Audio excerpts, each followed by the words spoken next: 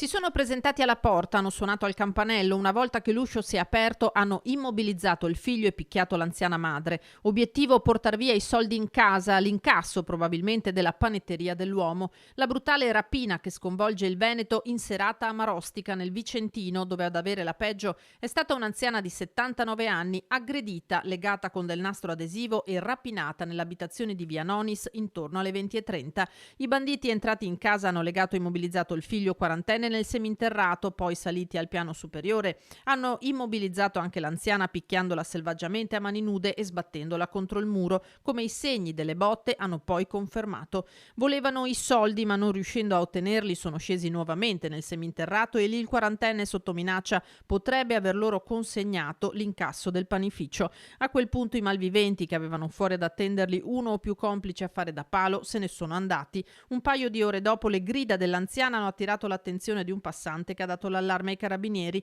La 79enne, cosciente ma in lieve ipotensione, è stata trasportata in codice rosso al pronto soccorso di Vicenza, dove è tenuta in osservazione in stato di shock. Il figlio è stato medicato a un braccio all'ospedale di Bassano. Il sindaco Matteo Mozzo si è detto profondamente sconvolto, auspicando che i responsabili vengano presto assicurati alla giustizia.